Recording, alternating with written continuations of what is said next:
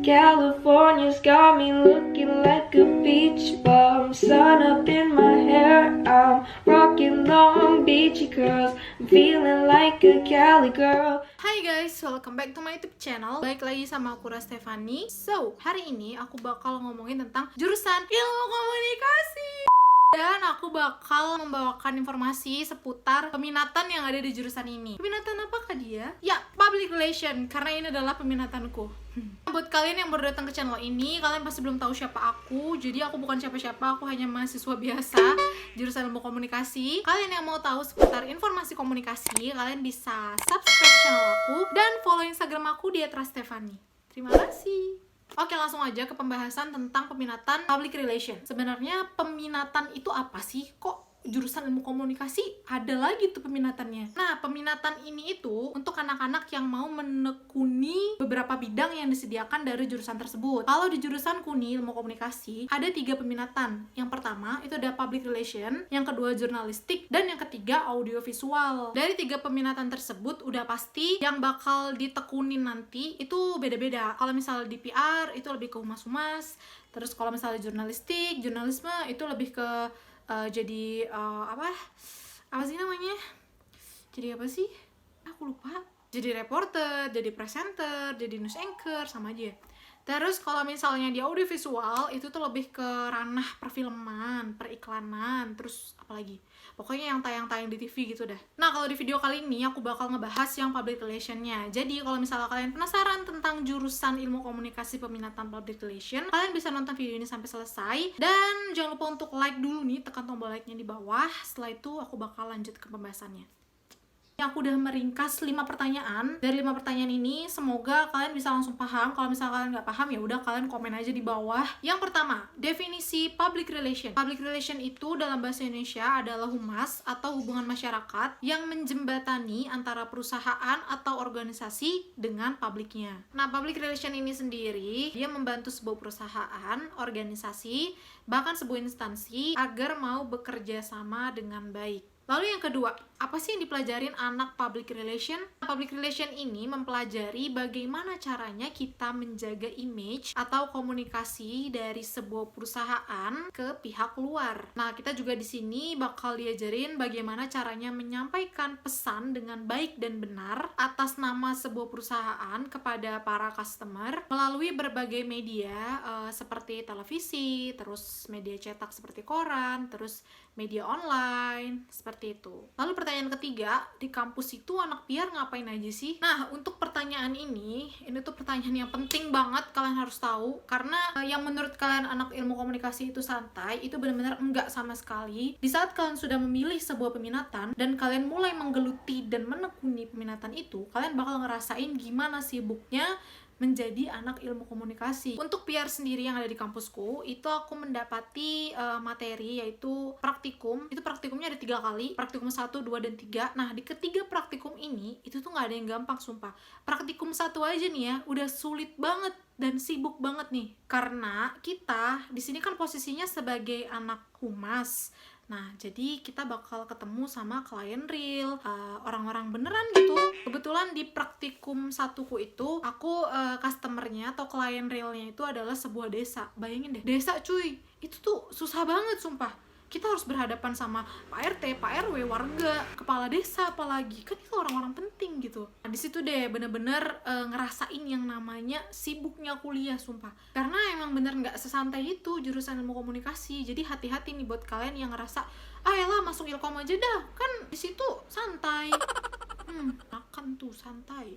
Selain menggeluti praktikum, ya ngerjain tugas-tugas matkul yang lain sih. Dan ya harus bisa membagi waktu, karena praktikum benar-benar menyiksa, tapi dari siksaan itulah kita bisa menjadi anak yang hebat, anak PR yang hebat. Pertanyaan keempat, public relation itu cocoknya untuk anak-anak yang kayak gimana sih? Sebenarnya semua anak cocok-cocok aja ya, kalau misalnya ada kemauan dari dalam dirinya. Walaupun dia nggak punya skill yang harusnya dimiliki sama anak PR nih, tapi dia ada kemauan, bisa-bisa aja cuy. Aku sebenarnya nggak ada minat gitu untuk masuk PR, tapi nggak tahu kenapa aku bisa masuk PR gitu ya. Untuk lebih spesifiknya, anak-anak yang cocok masuk ke peminatan public relation ini, pertama, mereka adalah anak-anak yang memiliki kreativitasan tanpa batas. Kenapa begitu? Karena materi PR itu kan juga ada event management. Kita nih dituntut untuk berpikir kreatif gimana caranya event itu berjalan dengan baik, berjalan dengan mulus. Lalu dari event tersebut orang-orang yang datang itu bisa dari event tersebut itu orang-orang yang datang bisa terkesima gitu, bisa ngena di hati mereka. Kalian pernah nggak sih datang ke event terus eventnya tuh wow banget gitu, kayak anjir kemarin aku datang ke event ini kayak nggak bisa dilupain itu event gitu. Nggak gitu juga sih reaksinya. Kayak gini nih contohnya, kalian datang ke eventnya Telkomsel, apa sih tuh namanya ya, aku lupa. Yang kemarin ada di Rampal tuh apa sih namanya, aku lupa. Namanya Kickfest. Nah, tuh event Kickfest tuh. Atau kalian datang ke eventnya WTF. Nah, pokoknya event-event kayak gitu deh. Di balik event tersebut, itu tuh ada anak-anak humasnya yang berpikir bagaimana caranya membuat event ini jadi sangat indah dan dikenang sama banyak orang. Nah, di situ tuh kita dituntut untuk berpikir kreatif, apa ya istilahnya tuh, out of the box kata dosenku. Karena ya begitu, nanti kalau misal hasil dari event yang kalian buat itu tuh bagus nih ya, yang datang itu bakal mengenang event kalian, dan saat event kalian diadakan lagi, mereka bakal datang lagi gitu. Karena mereka sudah berpikir, wah event ini emang bagus, datang lagi yuk tahun depan. Terus yang kedua, anak-anak yang bisa menjadi seorang konseptor. Hampir sama menjadi anak-anak kreatif, karena kalau konseptor itu harus bisa berpikir nih, ini enaknya event diadakan jam berapa sampai jam berapa, terus diadakan hari apa sampai hari apa, terus ngundang berapa banyak orang, terus habis itu membutuhkan berapa kru, panggung yang seperti apa. Pokoknya konseptor banget ya dia tuh, otaknya jalan terus untuk berpikir. Selanjutnya yaitu bisa berpikir kritis. Kenapa demikian? Karena seorang humas nih ya, apalagi humasnya perusahaan nih, misal sebuah perusahaan yang kita pegang nih, aku jadi humas, terus aku tuh ada di perusahaan Goryeo nih. Nah, perusahaan Goryeo nih jatuh namanya gara-gara ada makanannya dia tuh yang di-review nih sama salah satu seorang influencer, Awkaren deh misalnya, kan dia banyak tuh followersnya. Awkaren tuh pas makan, Goryeo nggak enak banget nih, rasanya pahit, udah murah, nggak enak, pahit. Nah, orang-orang kan pasti kayak, nggak usah beli Goryeo, kata Awkaren rasanya pahit. Lalu kita sebagai seorang humasnya Goryeo harus bisa mempertahankan nama Goryeo biar tidak jatuh, biar orang-orang tetap mau ngebeli produk Goryeo lagi, jajan Goryeo lagi maksudnya. Nah, jadi kita berpikir kritis tuh, gimana caranya nih biar perusahaan Goryeo nggak jatuh. Harus dibuat apa nih? Buat event apa? Icip Goryeo atau atau berinovasi. Goryeo yang biasanya rasanya tuh cuma rasa vanilla jadi rasa strawberry. Atau enggak Goryeo kolaborasi sama Supreme. Nah, itu sebenarnya berpikir kritis apa kreatif? Berpikir kritis. Pokoknya kayak gitu. Kalian paham kan? Cari aja berpikir kritis tuh kayak mana. Lalu anak PR itu harus pandai menganalisis. Apa sih yang dianalisis? Ya situasi sekarang lagi seperti apa nih? Apakah situasinya lagi baik-baik aja atau lagi porak-poranda nih gara-gara COVID-19?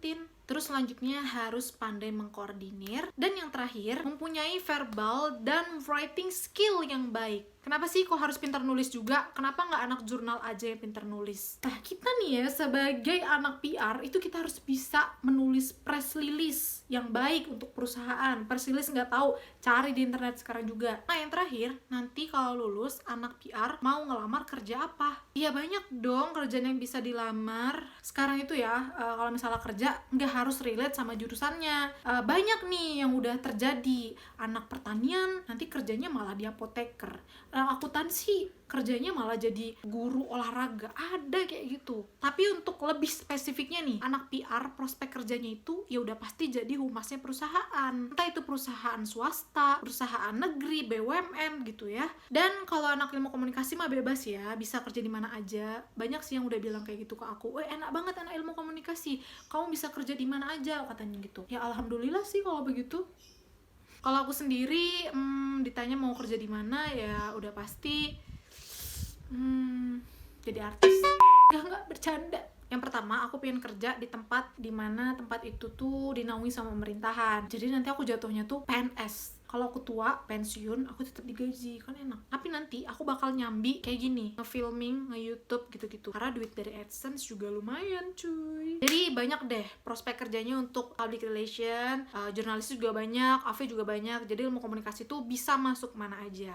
So, sekian video dari aku udah capek ngomong. Semoga kalian bisa memahami maksud dari video ini, dan setidaknya kalian bisa tercerahkan sedikit mengenai public relation di ilmu komunikasi, biar nanti kalau misalnya kalian mau masuk ilmu komunikasi, kalian gak bingung mau ngambil peminatan apa. Nah, ini kan aku baru ngebahas tentang peminatan public relation. Enaknya setelah video ini aku bahas peminatan apa. Kalian bisa komen di bawah peminatan apa yang sebaiknya aku bahas setelah video ini. Oke? Terima kasih teman-teman yang udah nonton. Jangan lupa untuk subscribe dan follow Instagram aku di @rastefani. Dadah!